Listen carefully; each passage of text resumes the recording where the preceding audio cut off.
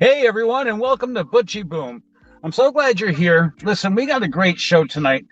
I'm sitting in my car. Listen, I have a green screen. I was going to do this in the green screen. I wasn't sure if I was going to hit the road or do it on the green screen. So I'm meeting in the middle, and I'm sitting in the car in my parking lot for right now in the driveway. Um, Thank you guys so much for showing up tonight. What we're doing is we're talking about ways to solve this Uber problem that we've got. Oh, you know what? I got too much volume going on here on my other phone, so bear with me. There. No, I still hear me. I don't know why I still hear me. I shouldn't be hearing anything. Bear with me, folks. Technical difficulties. We have live stuff going on here.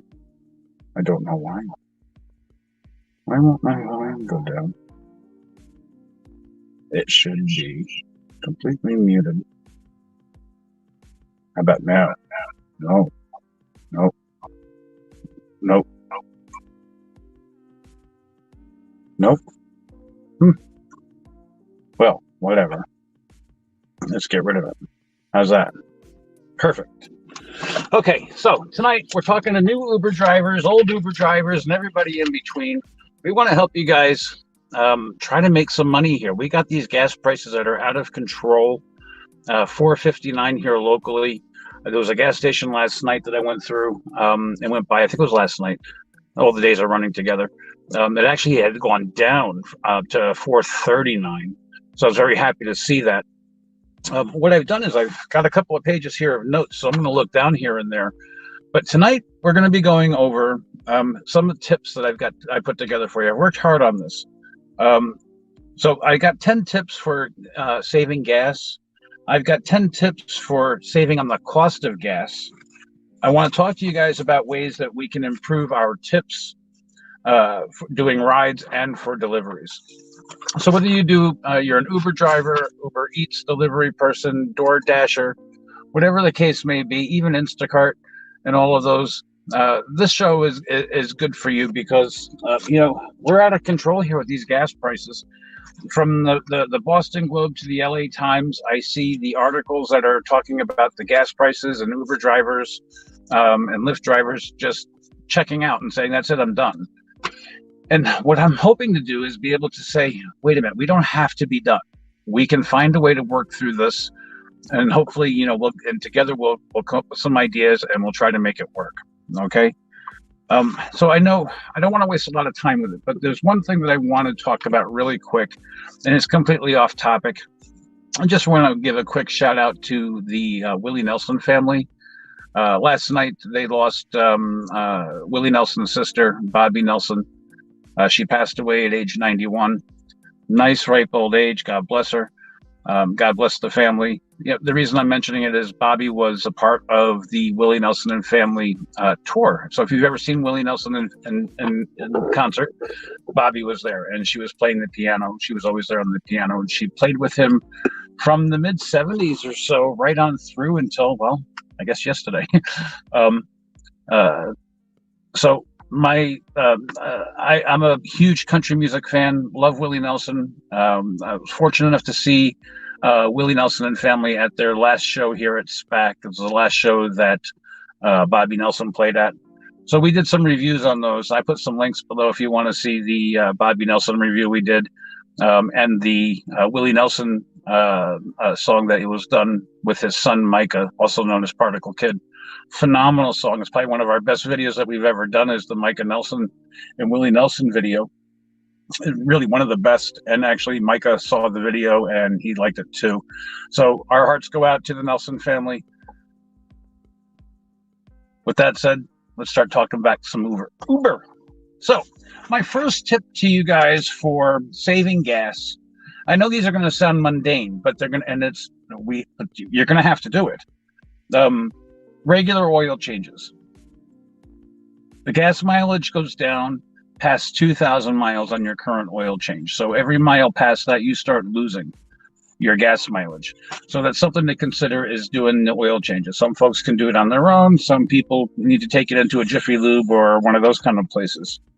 Another big thing is doing the tires. You got to keep those tires inflated because that really does help with your gas mileage.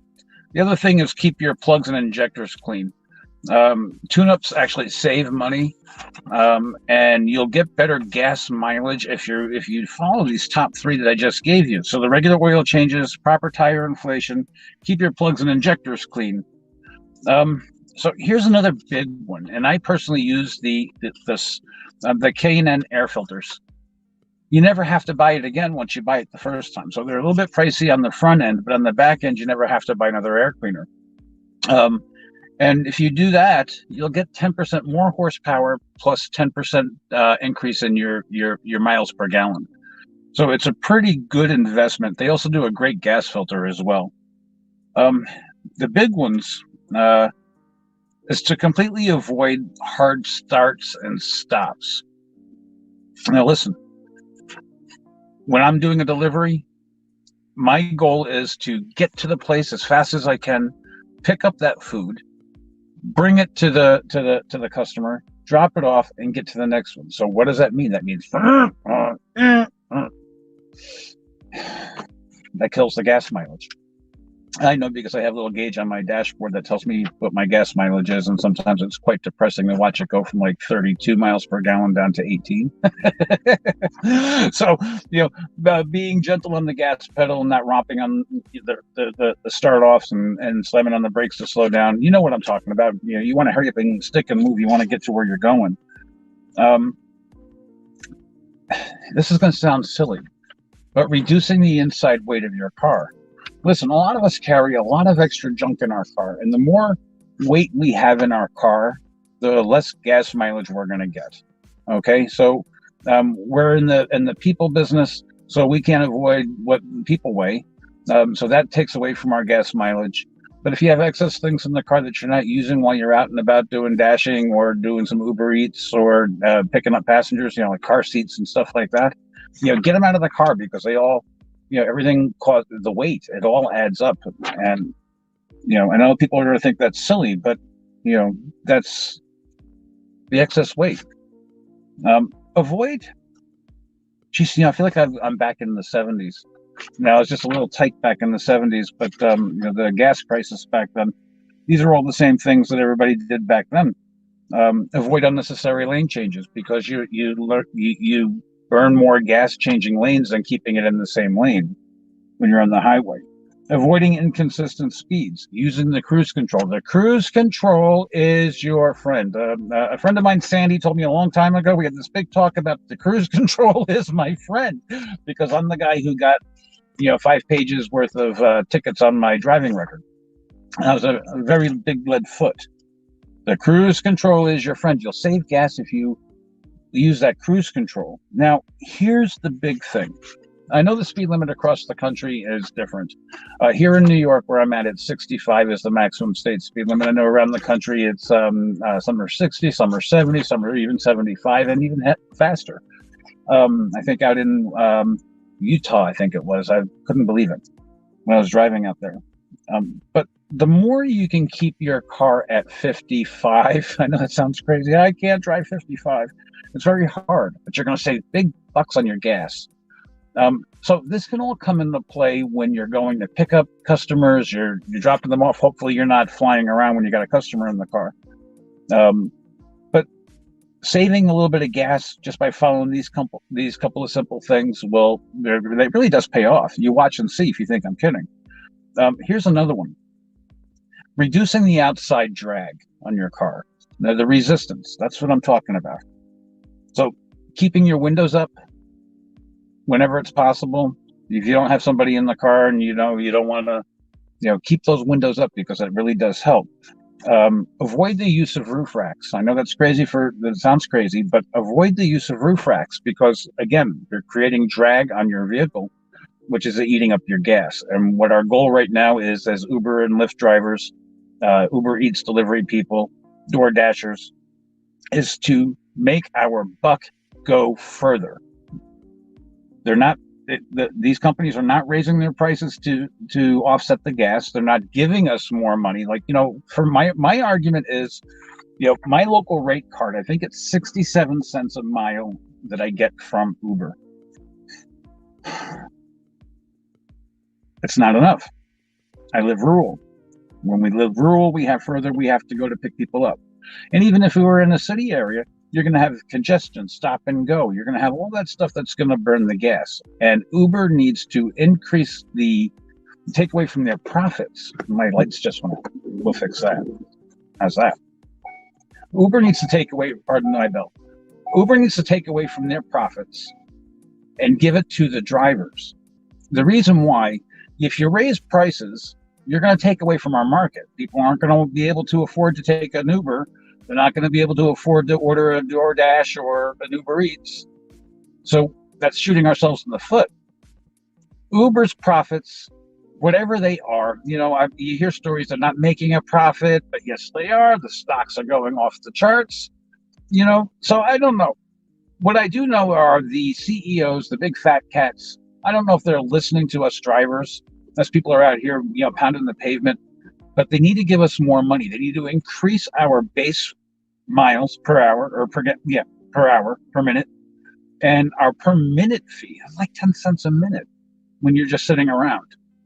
So if I have to drop somebody, they want to run into Stewart's really quick and, they're 5-minute trips. So I'm getting 10 cents per minute or something along them lines. It sounds like but I got to keep my car running so it stays warm. I'm burning more gas, right? I got to keep the heat on. It sounds like I'm nitpicking, but you have to nitpick because, we're in business here and we can't have Uber being the only one. And I'm picking on Uber, but that's for all of them. It's DoorDash, it's Uber Eats, it's LYFT, it's for everybody. They're making all the profits. They're coming out, like a big rose. They're smelling beautiful while we're getting the crappy end of the stick. And I'm trying to help us come up with these ways. And I know that it sounds ridiculous that we have to do this, but if we want to survive this gas crunch, and it's not a crunch, it's a price crisis. This is a price gouging.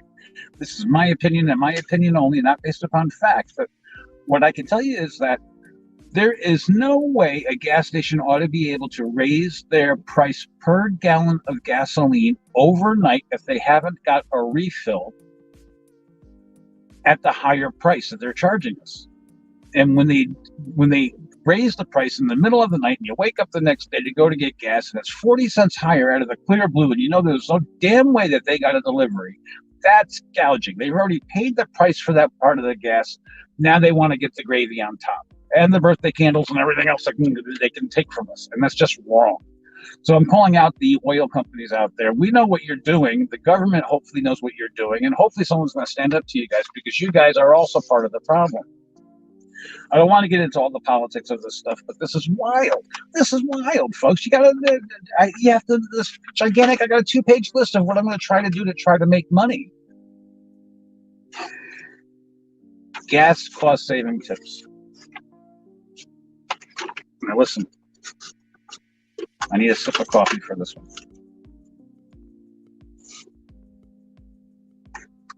I've talked about this in my other videos.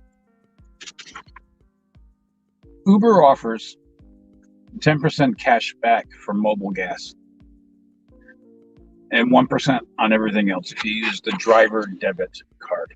Okay, but here's the thing. Well, let me just go on with if you, I have to go back. So I had a problem today with the Uber debit card. I've been trying all day long to sign on to see what the balance is on my account because like a lot of Uber drivers, I have my money go right from Uber right onto this Uber debit card. So it's instant cash off ready to fill up along the way or go out and grab a bite to eat or whatever the case may be. I've got the funds accessible right there and it's earned income, right? Haven't been able to access my information from GoBank, which is the bank that supports that card. And even today, the card was declined twice for no apparent reason at the grocery store, 2 different grocery stores. So I don't know what's going on with GoBank, and but I really hope they get their card fixed because 10% back at mobile from the Uber debit card. So that's a pretty good penny back, especially with the price of gas is going up. So if you have $4.50 and 10%, you could do the math. DoorDash offers an interesting debit card. They offer a 2% gas back on their credit card. Or debit card. The problem with DoorDash debit card versus the Uber debit card, at any time I want, I can stop sending money to the Uber debit card and send it right off to my bank account. Regular weekly deposits, so I don't have to worry about it. It seems that DoorDash, they do this crazy thing where they deposit every single trip. So if you do a $3.50 trip, it goes onto the debit card automatically. So if you wanted that money in your bank account, forget it. Now you got to take it out and you got to deposit it into your bank. So if you're going to use the DoorDash card, you know, I don't know if that's a good card or not, because you're pretty, you know, your hands are tied as to what you can do and what you can't do. The LYFT debit card, they also offer one, and it's 2% back at select locations, and I don't know what that is. Bouncing back really quick to that Uber card, they give you 1% back on every place else that you go. So whether you're buying groceries or gas from another gas station or whatever the case may be, you know, that's a pretty darn good card. Stacking your cash back through the apps. A lot of folks don't know what that means, so I want to explain that a little bit. So Uber's giving 10% back if you use the debit card at mobile. Love it. Great. If you go through the mobile app, mobile gives you 1 point for every buck you spend. And those points are equal to dollars. Or, yeah, they'll add up to dollars. So you can combine. So when you go to fill up as long as you buy the gas through the app, it'll hit the debit card. You'll get that 10% back as soon as you're done paying at the pump or paying with the app. And then the app will throw you a couple of bucks, and you can apply that towards your next gas fill up. So if you're taking, you know, I've got $3 now. Actually, no, it's more than that. It's like $5. So I'll take that $5 and I'll take that off my total gas bill. I know this is why that we have to pinch these pennies this way in order to survive doing this, and we shouldn't have to. Here's something that people don't really consider a lot, and they're out there. You just have to hunt for them. First of all, the gas club. So I know locally here we've got Cumberland Farms. If you get their card, you get 10 cents off per gallon. Great deal. Some of the grocery stores are offering like a Price Chopper, Market 32. They are offering 5 cents back for every $100 you spend at the grocery store. Sam's Club, Costco, another one. And I think Walmart's in certain locations. We don't have a Sam's gas station or a Costco here, even in the area. I think they're going to put one in, but you know that doesn't apply to us. But if it's around your area, I understand there's great discounts. On my list, number 7 says the Get Upside app. So a couple of days ago, I woke up, checked my email. There's an email from Get Upside. Let me just tell you, if you've got the offer in your Uber driver app to get the Get Upside card, they're giving 25 cents per gallon discount on gas. That's huge right now. And even if it's only for the 3 fill-ups that it is, 4, I think it's 3 fill-ups, maximum 25 gallons. Bring your gas cans if you have a small gas tank. It's worth it, okay? But they sent an email to me telling me that these gas discounts from Get Upside are becoming far and few between. And that was readily recognizable before I even got the email. I think the best discount I was able to find was 3 cents per gallon. I have a 12-gallon tank. You can do the math on it. Not very significant savings. By the time I drove there, I would have doubled how much gas I would have spent. Again, nickel and diming the gas, right? Because we have to make money, and we're in business to make money here, and so we're trying to figure this out. The Gas Buddy app, as far as I know, that's still functioning, and you're getting some discounts, not big ones, but you're getting some. So if you're able to stack the Gas Buddy with like a mobile app, you can really clean up. Sort of like doing it also, like if you have a credit card, or I don't know what your credit's like, but if your credit's decent enough and you can apply for some of these, like the gas cards will give you 25 cents off. I think the mobile gives you, I think it's 25 cents off per gallon for, your first 5 fill-ups or something like that. Again, I don't recommend doing credit cards for gas or applying for credit cards to get a discount. It's, it hurts your credit score. You don't know what the future is going to bring. and I'm not so sure this is worth it. There's some other things too. So you got the gas cards from Mobil and Sunoco, Shell, those kind of things. But there's also the WEX, W-E-X, and they are primarily a, I don't know, commercial or trucker kind of a credit card. Now, I said I just don't believe in doing all these credit card things, but here's the exception. WEX has a great program where they give you discounts back for if you buy 60 gallons or 100 gallons of gas, and us in this industry, we do that much gas. You get a little bit of a discount back too, if you use their card. So you may want to check that out. I don't have any links for any of these guys, but the Google machine works really good, and I'm sure you can figure it out really easy. You don't need me to tell you how to do that.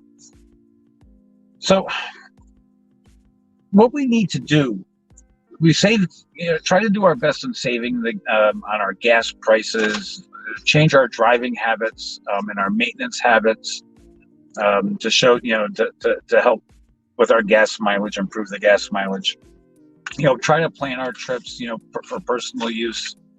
Try to stack up what you need to do out there. Go to the bank, go to the grocery store, go to the drugstore, all that in one trip if you can. It'll save you gas. But I think what our big saving grace is going to be is that we have ability when we're giving passengers rides or doing these deliveries to try to really work hard to earn tips. They are the bread and butter of all of this.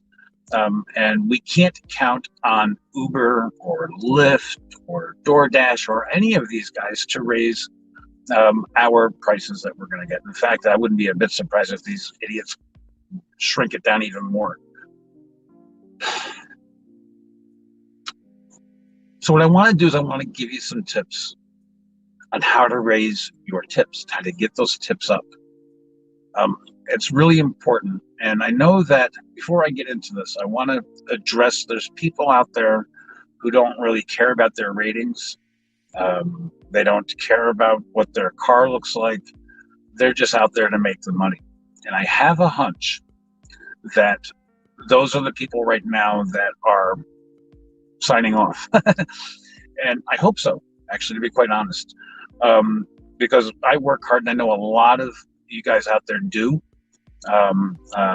And we work hard to get people picked up on time in a nice, clean, safe car, get them from point A to point B, nice and safe, friendly service. And I hear horror stories.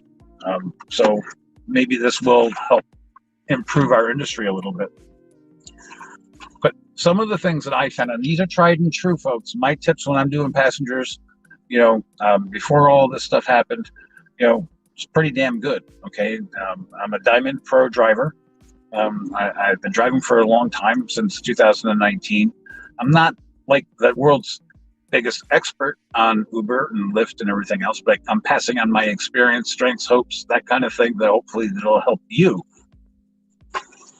Because I think that we help each other by keeping this community functioning and keeping us on the road.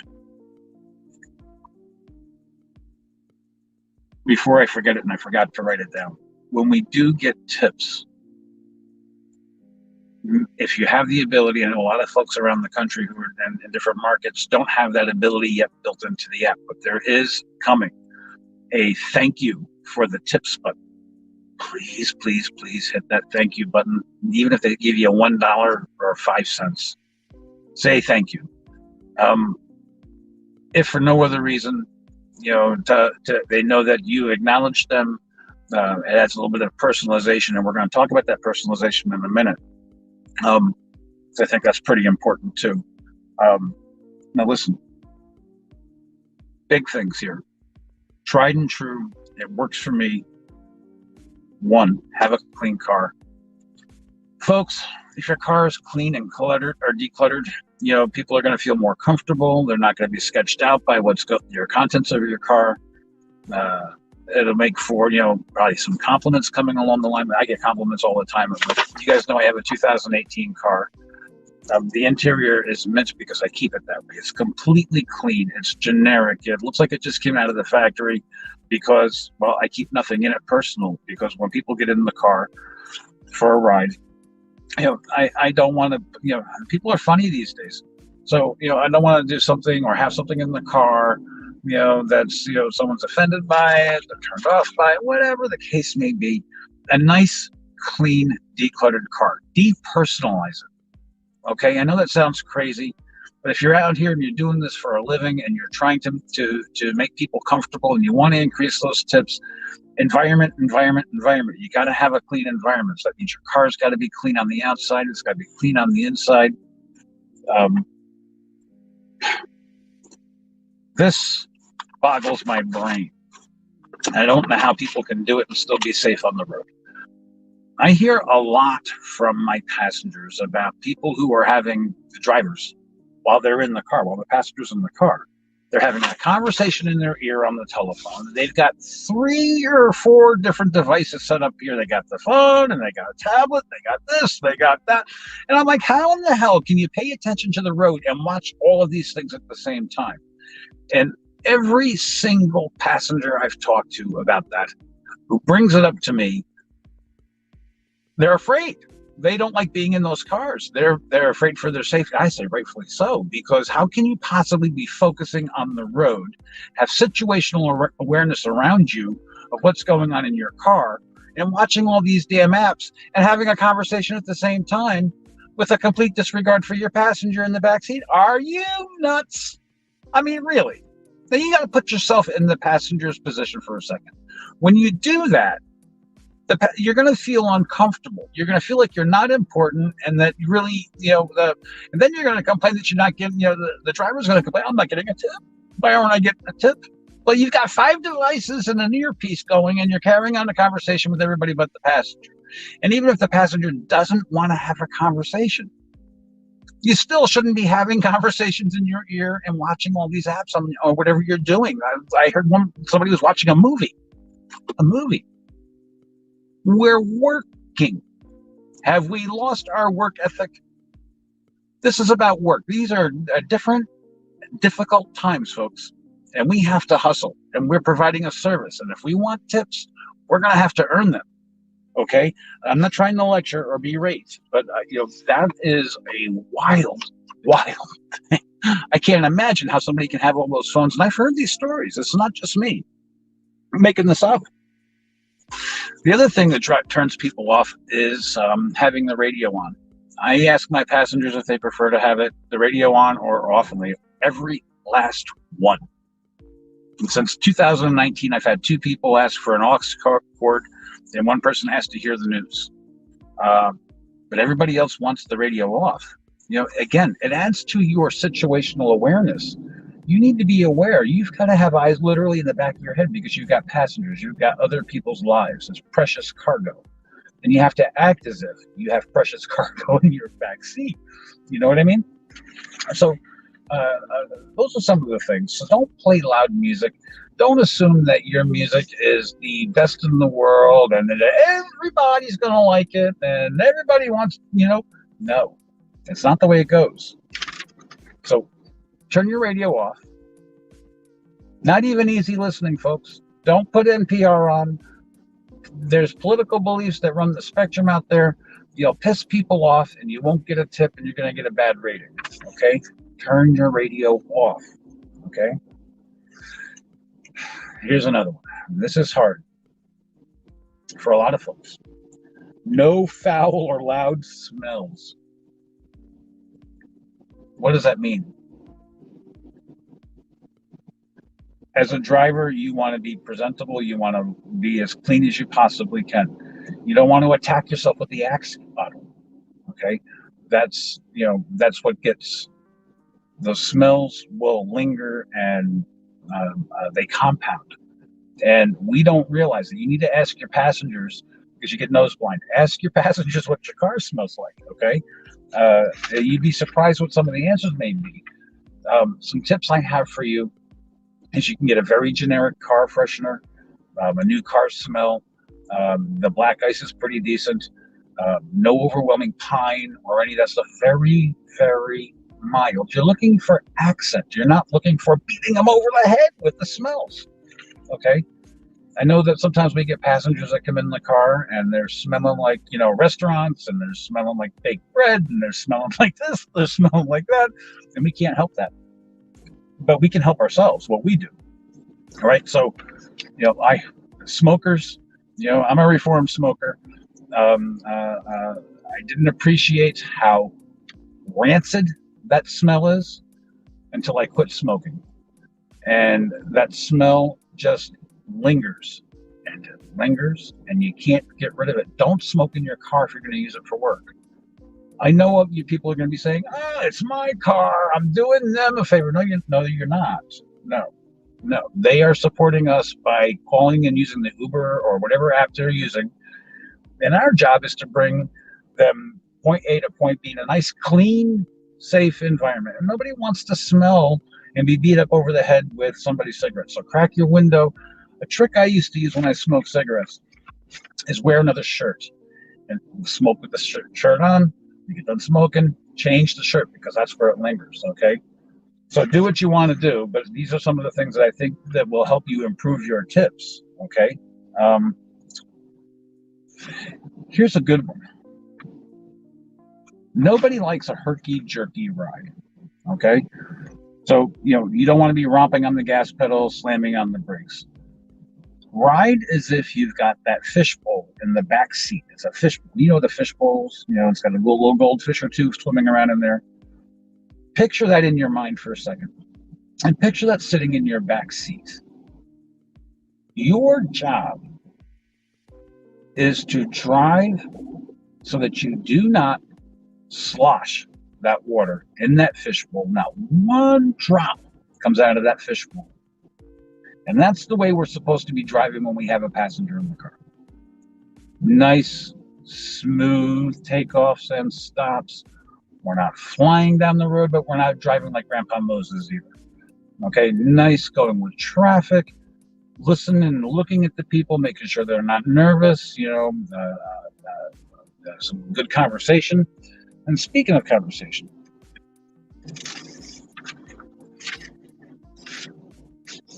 conversation breakers, if you go over a bump, apologize for the bump. They know damn well that you can't avoid, or you're not at fault for the bump, but it'll help break some ice and get some conversation going, okay? So apologize when you go over a bump. Okay, don't hit them on purpose, okay?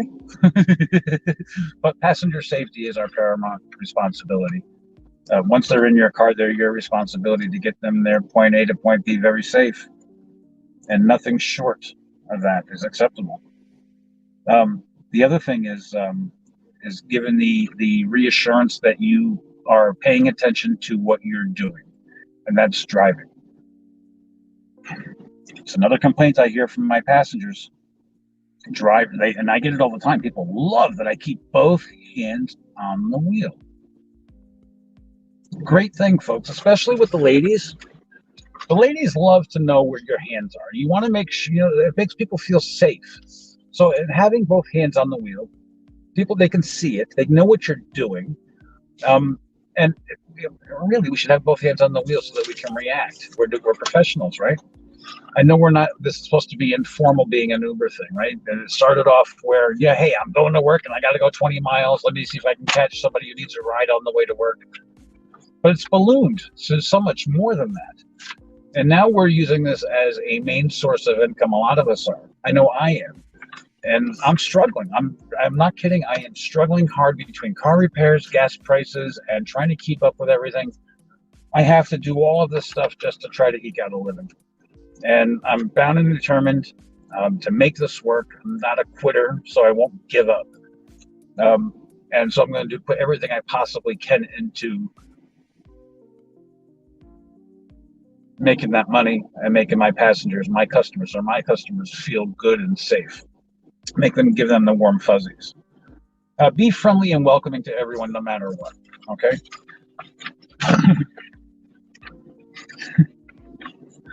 Listen, I had a guy come in here. I don't know. It was just before the pandemic started. The guy had orange spiky hair. It was way up to the top. And you could hear it scratching on my roof. I didn't know what to say to the guy. I was more worried about his orange dye coming off on my headrest, to be honest. But I was welcoming to him. I was friendly. I get people in the car who, when I'm doing rides, they come in and you can just tell by looking at them that they are foul. You don't want to say much. They're not in the mood to talk. People have their days, right? They're entitled, right? We're all human. So knowing how to gauge that is very, very important. And if you want more information on how to gauge people, let me know in the comments, because I can help you a lot with that. Which brings me to the next point. Know when to be quiet. When you sense that somebody's good, they got their headphones on, they got their face down in their cell phone the whole entire ride. Just drive, my friends. Just drive. Don't take it personal.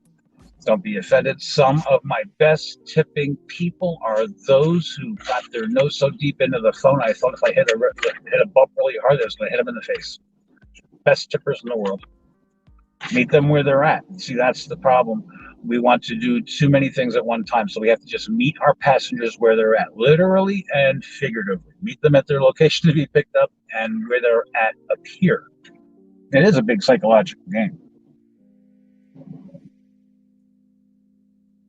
Arrive on time and communicating along the way. Now, this is huge. Uber loves to do this.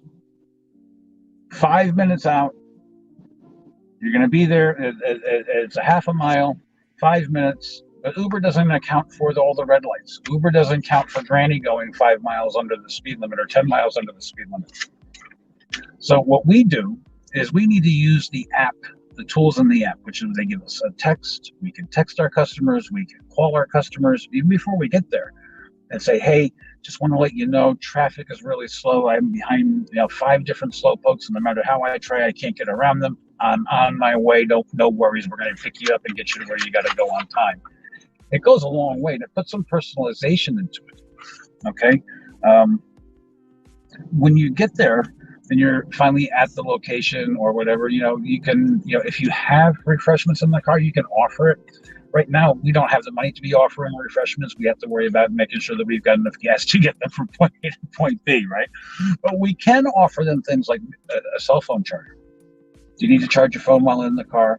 So, I have tons of different cell phone chargers that I try to keep handy to give out so they can use in the car. Maybe a portable battery pack if you have one. They're quite helpful. Always ask if they need more heat, more AC. Let them know that they're welcome to put the windows up or down, whatever they want to do. It's their location, their space. I have a center console that comes down in the back seat.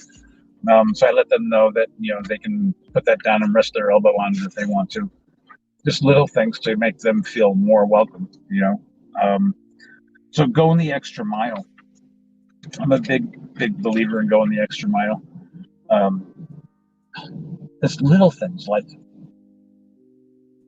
trying to pick somebody up on the right side of the curb, which then that's difficult if you don't know the area. So you get the pass on that. But if you're familiar with an area and you say, oh, I got to pull up to Walmart or something and pick up, come in where the passenger door is facing the sidewalk. And guess what? They're going to get in that door anyway. That's the door you want them to get in. You don't want them behind you. You want them on the passenger side as much as possible.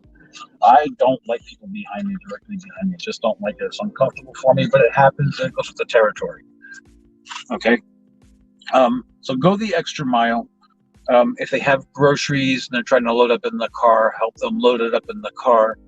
Seniors love it when you do that. Okay. I know there's a big thing right now during all this stuff that's going on medically. I can't say the word because YouTube don't like it. They don't want us to touch other people's packages or suitcases and stuff like that. Listen, there's a time to help and there's a time to sit back and say it's not my job. And the time to say it's not my job is when you're watching somebody else load it up in somebody else's car. But when it's your car, take responsibility. If nothing else, get out there and stand with them. but if you help load it up into your trunk, or they got some suitcases and they're on their way to the airport, you know what I mean? Help them load it up into the trunk, help them take it out. But if you do that, put the suitcase on the sidewalk, not on the road, but on the sidewalk, and try to pull the handle up, okay? Because most of them have handles that collapse, okay? That's really going the extra mile, and customers love it. They love it when they get that kind of personal service. Will everybody tip when you do that kind of stuff? No. No, that's a sad fact of life. They're not going to, and that's what we're trying to work on here. I have an agenda. My agenda is I want to talk to you guys and make sure that you guys understand what we need to do in order to make do the best we can to increase our funds, our income from this. Okay, and I'm going to be talking to passengers too, and the consumers, because I really want to let them know what we do and how we do it, how hard we work for them, so that they're more inclined to give tips.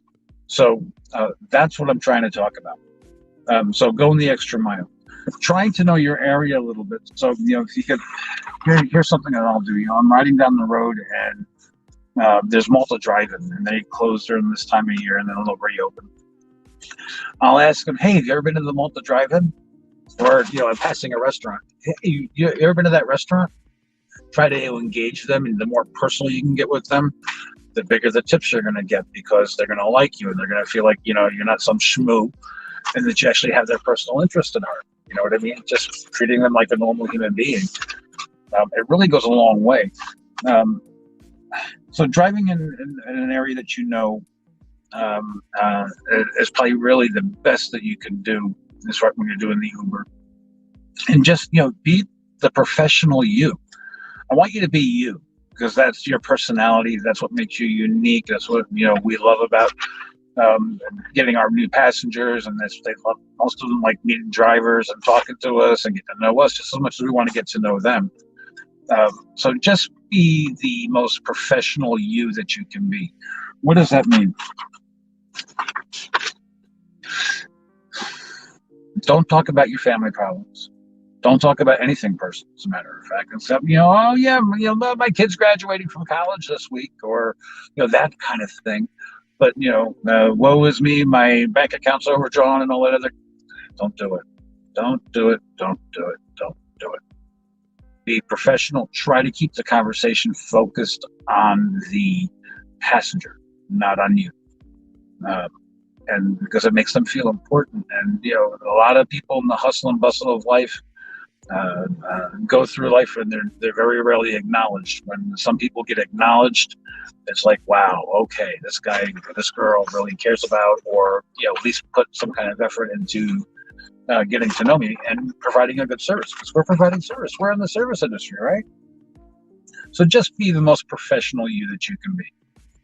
Now, a lot of us aren't doing passengers anymore, and are sticking with the DoorDashes, doing the deliveries, Uber Eats deliveries, and that kind of stuff. So that's what I want to talk about here for a second, because I have a whole other part of this. I have a lot. I have some great ideas. At least I hope there's some great ideas.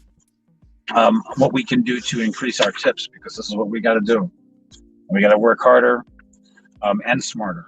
Okay, some people say, oh, you got to work smarter, not harder. Yeah, well, we got to do both, because we're in a crazy time.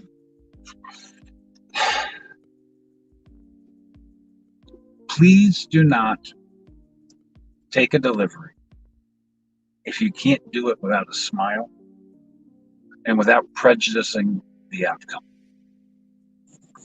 Now, let's talk about that. We get a lot of information that come across our screen. It's not a lot, but it's enough for us to make informed decisions. We know that it's about 3 miles away. They anticipate it's about a 35-minute delivery, and the cost is $1.50. You have a choice. You can accept the ride or the delivery, or don't. If you accept the delivery, then you have to do it with a smile on your face, and don't prejudice the outcome like, oh, I'm not going to rush over to this person because they're going to not tip.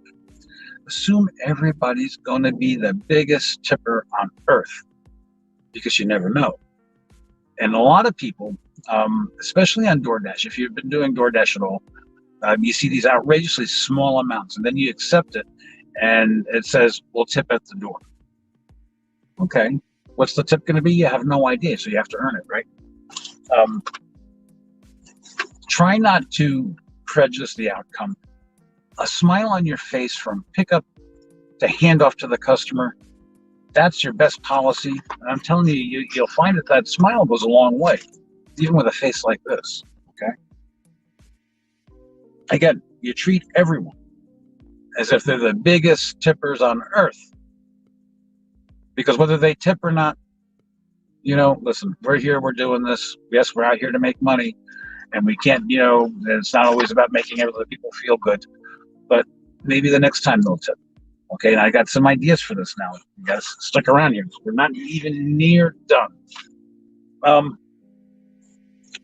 Communicate. Let your delivery people know via text if the traffic's heavy en route to the restaurant or on delivery. It's really important. Again, these apps will say you're 3 minutes away and they give you 20 seconds to go get there and get your food and get out on the road. You know what I mean? The apps are, especially DoorDash, boy, they beat you over the head with that time. Listen, you got to take your time. Get there and do things properly. But if you're running behind, communicate that with the driver. Now, I need to do something really quick.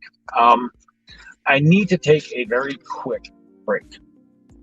We're going to take a 2-minute break, and I'll be right back. I just need to move something in the front of my car, so I'll be right back.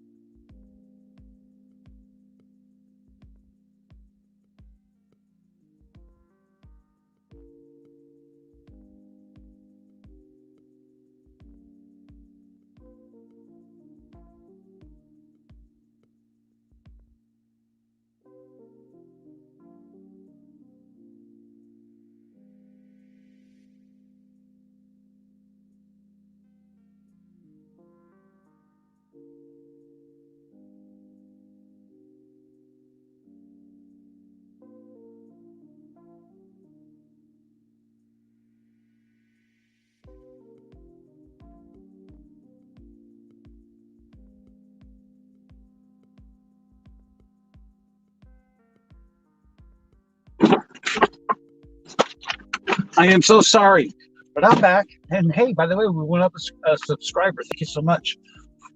All right. See, don't drink a lot of coffee, and then plan on going on air. Okay. Let's see. So back to communicate. Communicate. Yep, you say it. Communicate. Let your passengers know, or your delivery people know, that if you're running behind, the restaurant's busy, let them know. And if you tag it on DoorDash or any of them, it's not ready when you get there, if they give you a rating for being late, it won't count. So use those tools. Let's see. I let everybody know from the time I hit the restaurant, I'm here, picking up your food, long line, whatever. As soon as I leave the restaurant, I let them know I'm on my way, okay? Sometimes, you know, you get these things, leave at the door. Leave it at the door. But I always let them know that I've arrived, so that they know their food is there. Now, listen, I got this one the other day. What did it say? I'm going to read it to you exactly. Let me know via text if the oh, no. Where is it? The guy said, don't ring the doorbell. Don't bark the dogs. I knew what he meant. Ringing the doorbell is going to make the dogs bark. The kids were sleeping or something on them lines. So I was quiet. I was sneaking up there and putting the food down. Don't you know, as soon as I put the food down, those dogs went wild. I felt so bad. I really, truly did. But follow the instructions the best you can. And because that really makes a big deal. There's so many customers who get really pissed because we're not following the instructions. And some of it can just be alleviated by just picking up the phone and calling, sending those texts. And that all helps with the tips, okay? And we're going to talk a lot about making more on these. This is not it.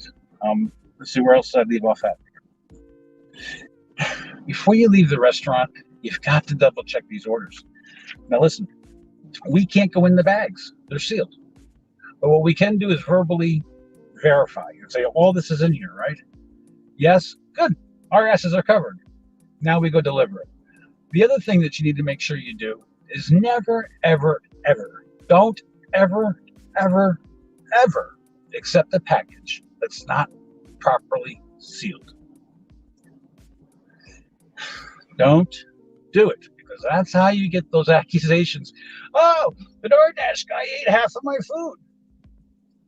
Could never say that if your package was sealed. You understand? They could never, ever say that if the package is sealed.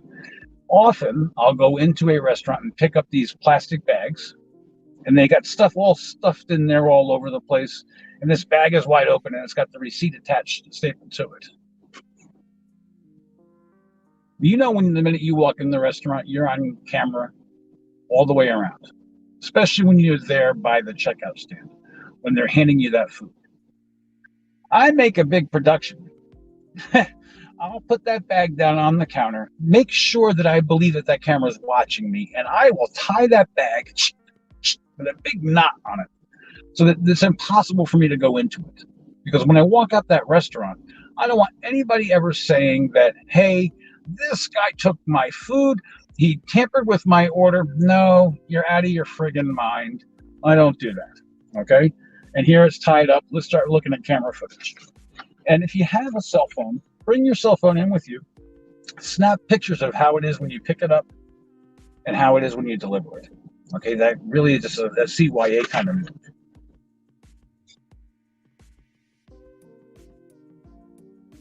Drinks are notoriously left behind, and they really piss off the customers. So check the orders for drinks. Make sure you have them. And listen, straws. Make sure you bring the straws. I don't have a bag to show you, but if you never trust that they put the straws in the bag, I wouldn't do it. But most of the places you walk in, you got the straw things. So you can take those straws and you can stuff them in the crease where they fold the bag over and put the label. You can stick those straws in and they fit just perfect. Now, a lot of the restaurants, they don't have a cup, my coffee cup. They'll put a strip over the top of where you would puncture the straw. And also it'd be on the side so that they could tell if the lid was taken off. I don't know why, but I guess maybe they're afraid you're going to drink out of it or something, whatever the case may be. There's a few places that are really good for doing that, and then there's a few places that aren't so good. Like Dunkin' Donuts, Starbucks, they're really good about putting those, and McDonald's too, putting those drinks in a bag. And they're all sealed with their thing, with the seals, so no worries from them. But there's a couple, I think it's Panera, they're really good about putting that label across the top. Subway is not so good about it. So what I do, if I see that I've got something that's not properly sealed and I see their roll of sealing stuff, I have no problem sealing the stuff right there myself, as long as I'm on camera. Okay, I really just eliminate kind of possibilities, and people love it when they know that their product is good, fresh, sealed. And you know, if somebody was to tamper with it, they would have had to go on the long extra mile to do it. Okay, so always double check. Make sure that the drinks are and the bags are sealed. The drinks, if possible, have those seals on top of them. If you're able to seal it up yourself, do it. I highly recommend it. Again, this will be part of the awareness part, is to always make sure you read the special instructions. Again, I hear it a lot where people don't follow the instructions. I'm in building 2, apartment 303. Okay, so building 2, apartment 303, but somebody will go to apartment 1, 303. And that'll piss somebody off, and then you're going to take your tip away. It's going to give you a bad rating, and we're going to talk about that rating in a minute because there's some information I found out that is really important regarding ratings. So always check those special instructions to see if there's anything that you need to be doing, okay? Again, even if your instructions are to leave at the door, text them and let them know that you've arrived and that the item has been delivered. Thank you so much is what I tell them. So try to keep your drinks cold and the food hot. Here's what I do. This is wintertime right now, right? So this works out good. The door pockets. They all have the cup holders in the front and the back doors. I use those to hold my cold drinks.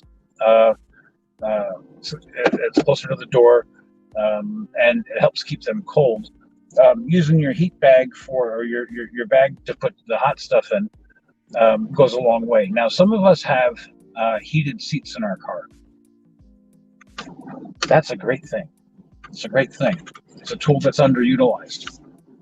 If you put your bag with the customer's delivery on your seat that's heated, you get the nice heated bag from what's in the contents of it, plus from the base of it. And some of us have the back of the seats. So that actually acts like a warmer, an extra warmer, so it'll keep it warm just a little bit longer. A hint, though, if you've got French fries and you know you're delivering French fries like Five Guys, we're going to get into them in a minute, you have to keep a little bit of a breather hole because that steam will build up and they'll get soggy fries. And guess who's going to get the blame? You guessed it. You and me, right? No soggy fries for you.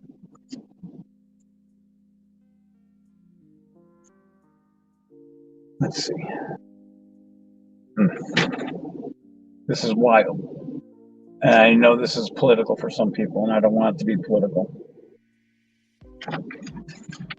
But it's our requirement. Masks. Never, ever, ever, ever let a customer see you without a mask delivering their food. Another thing that I've been hearing is that customers get really turned off, especially right now, not wearing a mask. Never, never let a customer see you without a mask.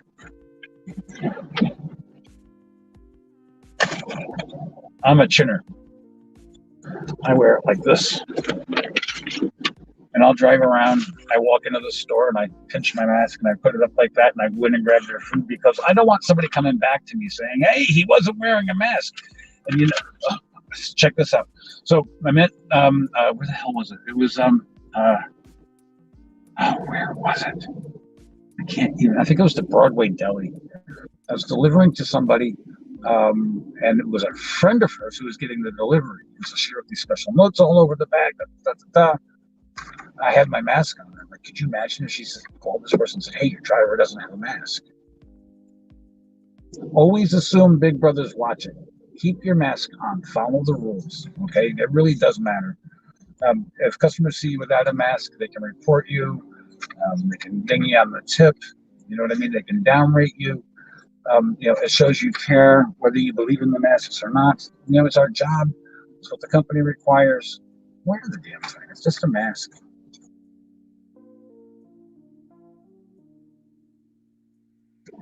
How many times have you ordered a pizza or something and they showed up at your house and the pizza person's car is thumping so friggin' loud your house is vibrating?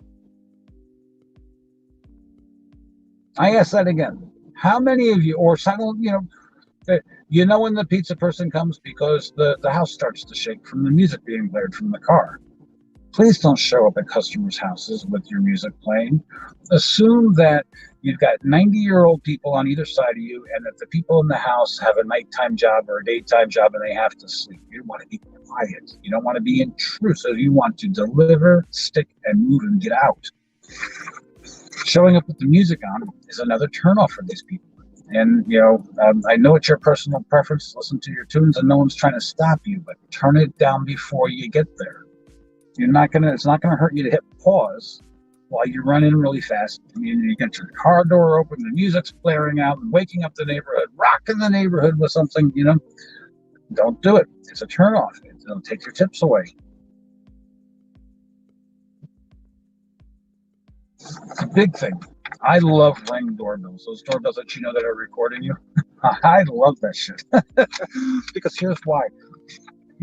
My DoorDash bag or the Uber bag, I'll make a production. I will, if I see that there, I get a smile on my face because they're watching. They're watching. So you're pulling it out with extra care and you're putting it on the side somewhere and you're making sure they're watching. And they're watching how careful you handle their food. If you're careful and they see that you took the time and the care to put it in a bag and bring the bag up to the door, they're going to love you. A lot of people now, when I first started doing it, I'm guilty of this. Sometimes it was like right around the corner. I'm not going to put it in the bag. It's too much time to put it in the bag. Time to put it in the bag. The extra second or two is not going to matter. Another thing I would do was I would take it out. I'd have the bag on the front seat, the heated seat, and I would just take the contents of the bag out and bring it up to the door. Don't do that. Take the whole bag off the seat with the contents and put it on the door. Leave it at the door or ring the doorbell or whatever the case may be. Customers love seeing their food come out of the bag. They just love it. And I don't know what it is. I call it the red bag syndrome. The tips come flying in if we do, they used to. That's why we still have to work hard. But showing the care for the people's food and the safety and handling it goes a long way.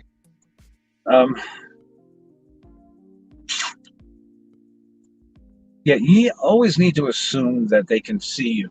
In today's day and age, when a leaf on a tree could be a camera somewhere, you have to assume that no matter where you're at, public or private place, that you're on camera. Now, I don't know where you're at in the country, but here in New York, it's a one-party recording state. So what that means is I can record my environment. I can video record it, I can audio record it, and I don't need your permission to do it. I don't have to tell you. You don't ever have to be the wiser. But if you get into my car is wired for sound. The passengers can feel safe because they're on camera. Their food is on camera too, by the way, because I use two phones. Here's the other one. And I keep this with the camera facing out in my pocket. And it's there. I walk in the restaurant, it's there. I'm recording the whole entire time. No one's ever going to accuse me of dipping into their friggin' bag or taking their food. Nope, I've got it from the time I leave. Not everybody can do that. Not everybody's willing to do that. I am.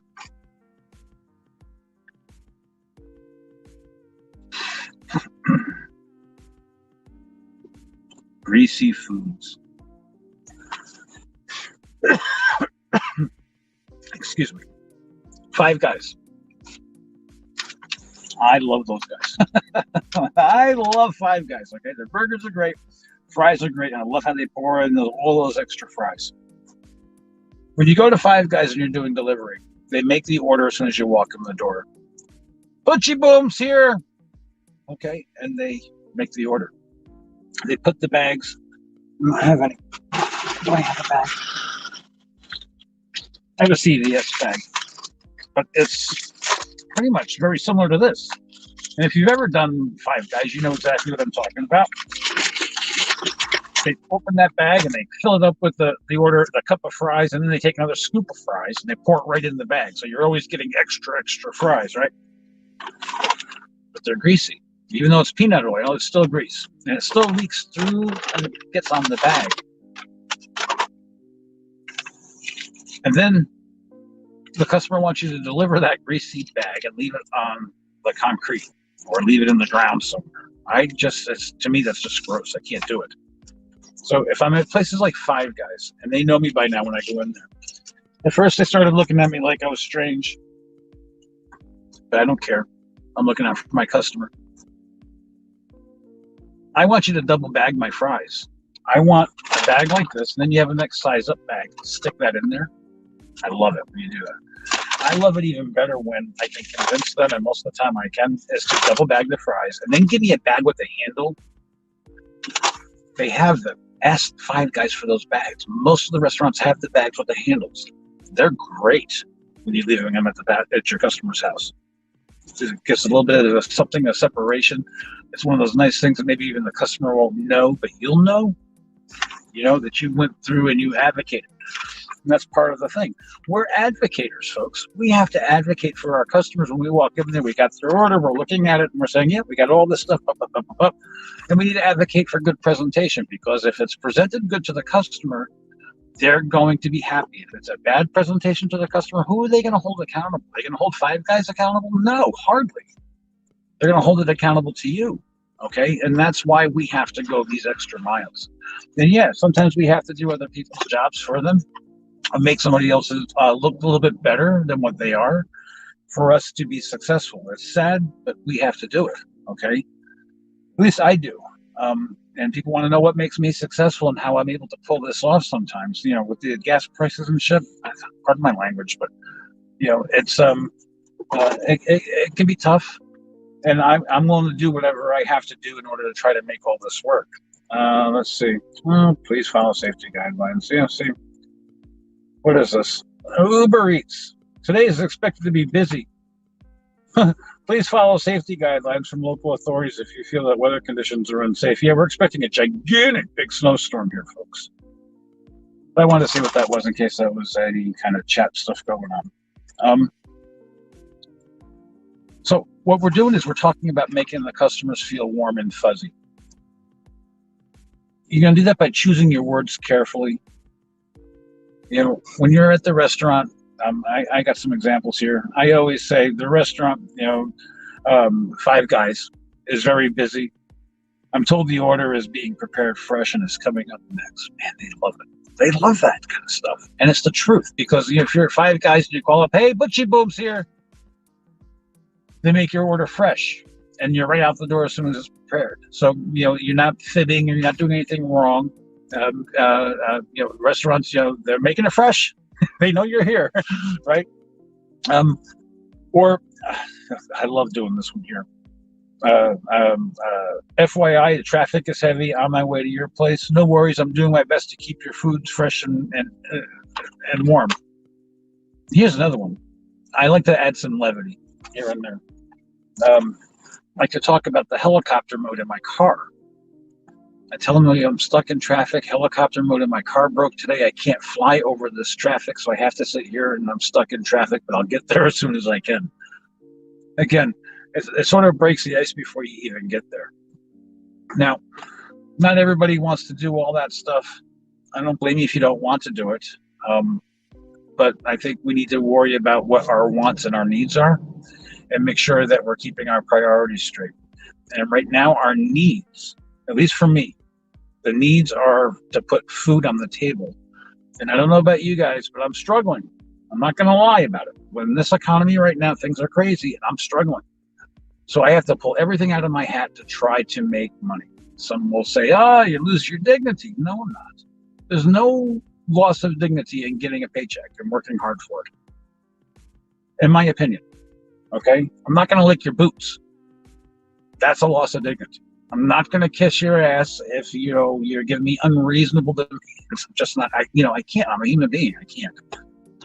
But I will, you know, go out of my way to go the extra mile to try to earn that tip. And there's a lot of times, you know, the tips are really good and there's times when they really suck. And lately they've been going down and down and down and down. It's because everything else is going up and up and up and up. The crisis in Ukraine right now, that's not helping. People are scared. They don't know what's going on. People are hoarding money too here. So, you know, they don't want to spend because they don't know what the future is going to bring. So this is, you know, unprecedented times that we're in. So we have to think a little bit outside the box. And, you know, I don't know. I don't want to say the fittest are going to survive. But, you know, I think we're going to get to the point where if we don't start getting creative, we're going to lose a lot of good Uber drivers, a lot of good Uber Eats delivery people, a lot of good DoorDashers. We're going to lose them because they can't make a living.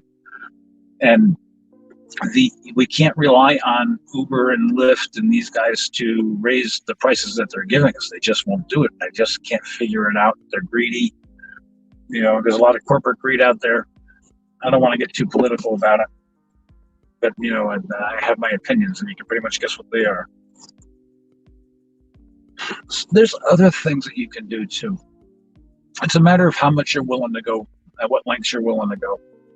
For me, I have fortunate. I have my webpage, ButchyBoom.com, and I can use that.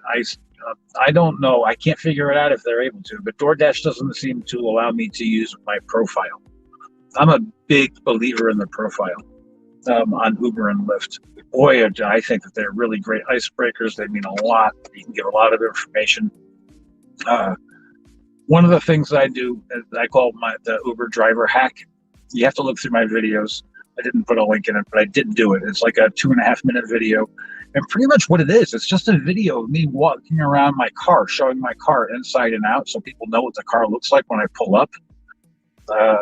It gives them an idea, a sense of being familiar before you even get there.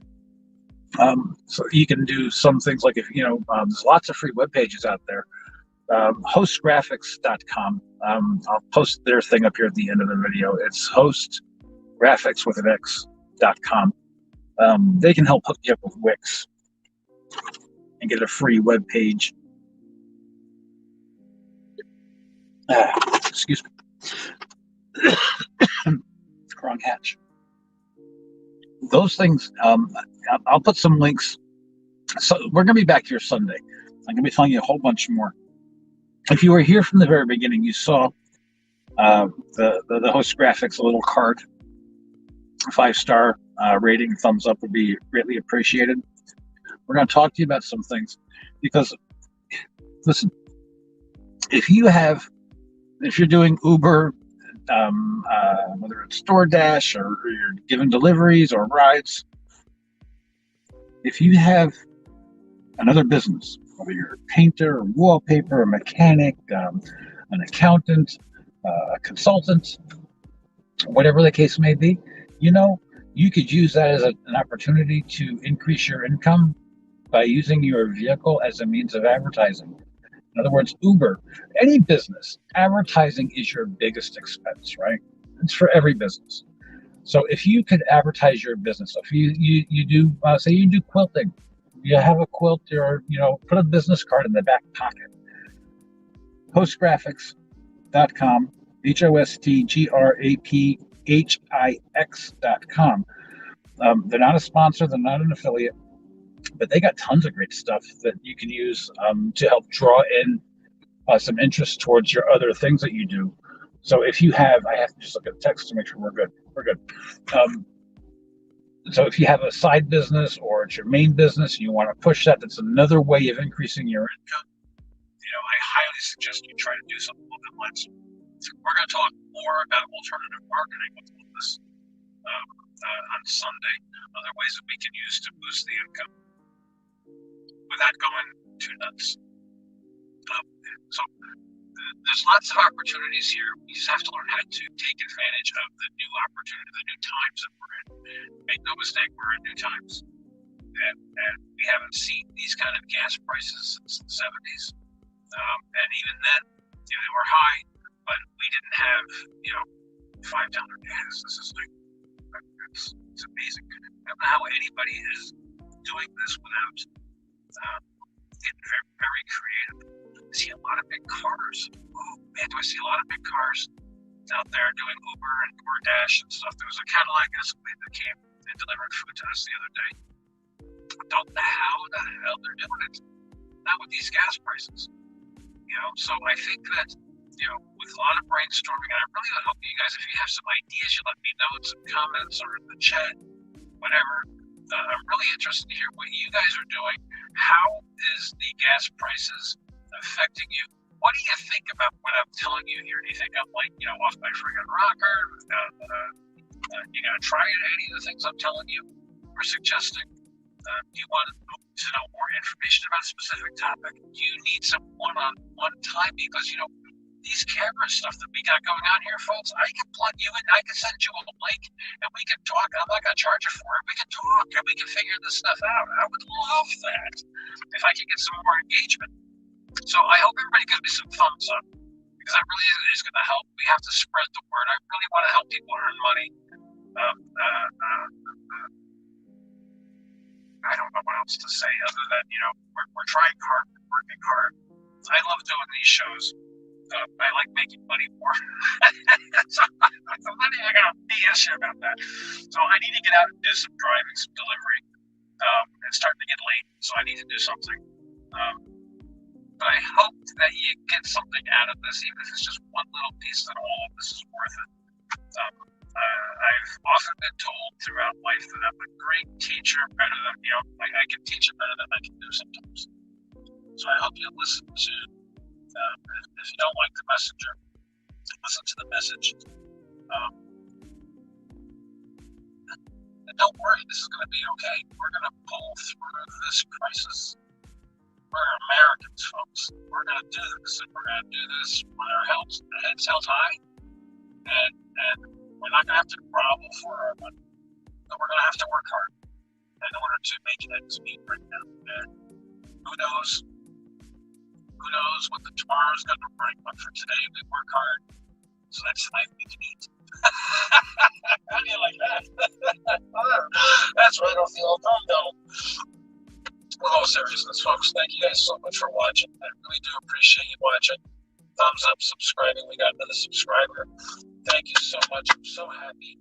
We had a super chat the other day, which was like, wow, that was mind-boggling. Thank you again so much. So much. It really does mean so much, and me for tips and super chats. I'm putting the money right back into the channel so that I can bring this information. We're trying to, I got the green screen going on.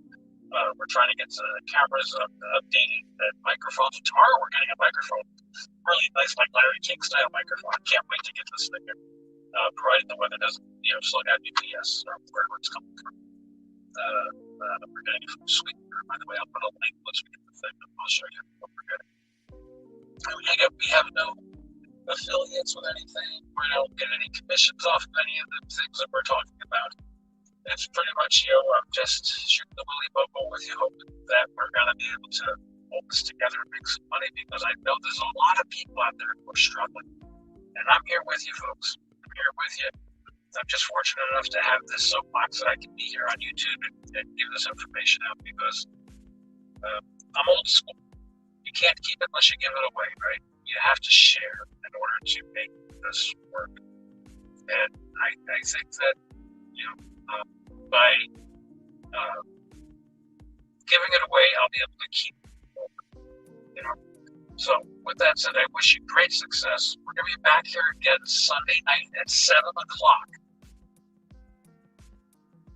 I want everybody who was here tonight to be back here at 7 o'clock. And if you want to appear on the show, send us an email, info@ButchyBoom.com. We'll get you on.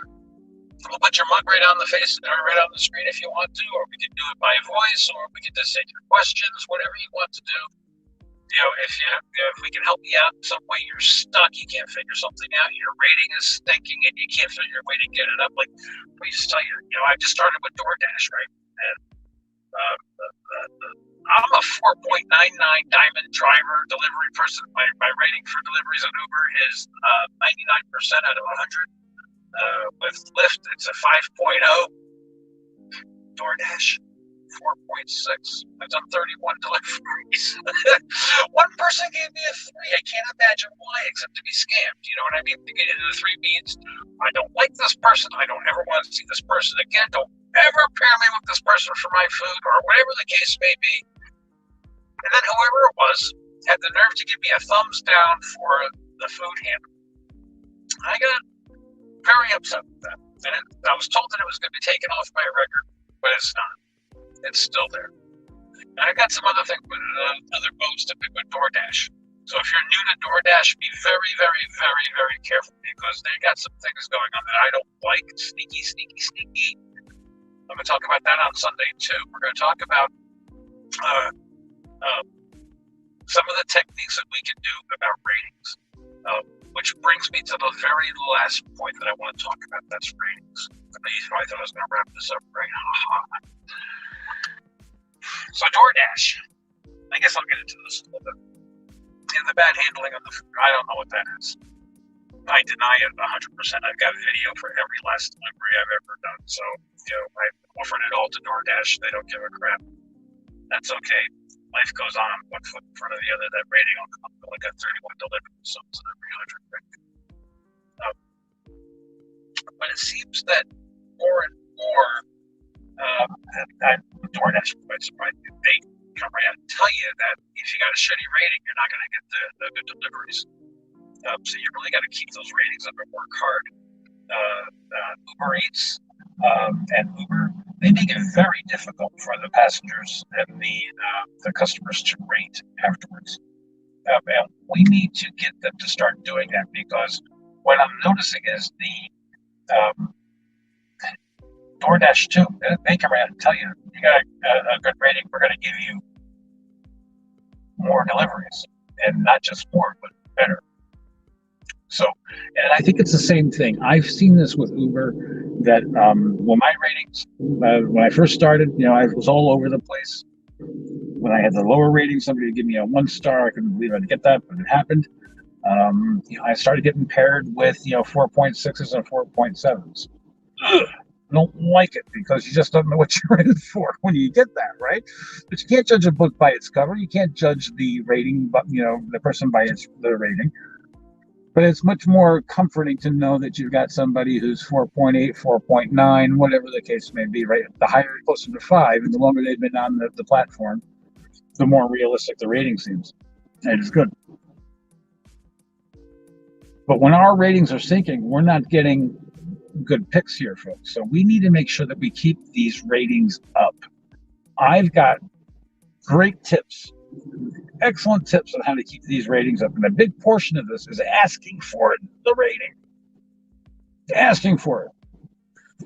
In sales, when you do sales, you have to, you got to ask for the sale. And then when you ask for the sale, you have to close it. So for us,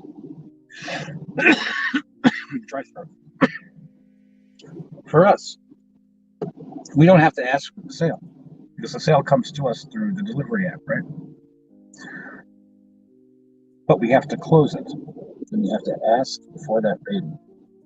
Now, if you started watching this live feed from the very beginning, you'll see that I have this little card that was up there from Host Graphics. What a great idea. You can't put anything in bags, but you can put this business card from Host Graphics on the bag with a piece of tape. And you may get in trouble. You may not. More than likely, you're not going to. If you tape it on there and you're pretty decent about it. I'm going to put more information about this on Sunday. But if you hold on when I go back inside, and I don't know if my moderator, I don't want to say his name because he doesn't want his name yet, although he's done videos, a video. But there's the Host Graphics overlay I'll put on here so you can see it. It's just a very basic little card. And this card here, I really believe, will make a big difference. It'll help remind our customers to rate us. And the more rating we get, the more people we get to rate us, the more money we're going to make. So we have to ask for those ratings. And it'll also, when they're doing the ratings, they'll also see the opportunity to do something with that tip. Oh, here we go. It's up there. I love this. I love this. Thank you so much for putting that up there. Hostgraphics with an X.com. And, a very simple card. He calls them the silhouette cards. Great things here. This is amazing. Would you just look at that? And you can do something on the back of it, too. For me, I'm going to put a little question on the back of the card. Interested to know what happens after you place your order? And then I take them through, if you go to my webpage, ButchyBoom.com, click on Uber Riders, and then you'll see my profile up there. I got a whole Q&A up there, a whole FAQ about what happens from the moment you place your order to the time it comes to the door. I haven't really started pushing it yet to my customers, but I'm going to. because again, this is about what I need to make money. I can't keep, spinning my wheels, and I'm trying to be as creative as I possibly can. And I'm going to share all of this with you. And the folks at Host Graphics, they're really good. They're trying to help you get your idea, what you want, and with their expertise, this is turning out to be what a great thing that they've got going on there. So check them out. Again, they're not affiliates. We're not. We don't get anything from it, but it's a great thing that they got. What an ingenious idea! It's and just putting it on the bag. Again, like if you have your own business, and you have a business card, keeping them in the pocket of your back seat so people will see them. People take business cards; they take them. Okay, putting QR codes. We'll talk more about that stuff. We're getting outside the scope of this video, but again, I want to thank everybody so much for watching. I'm going to try to redo this a little bit and try to shorten it for people who don't want to sit here and watch it for, I don't know how long we've been on, an hour and a half, it seems a long time. But again, thank you guys. I love you guys so much. Really, thank you. And with that being said, don't forget to subscribe. Give us some thumbs up. If you subscribe tonight, thumbs up tonight. Thank you so much. Thank you again, and we'll see you very soon. Sunday night, 7 o'clock. That's right. Don't forget, Sunday night, 7 o'clock. We'll be back. Sunday night, 7 o'clock.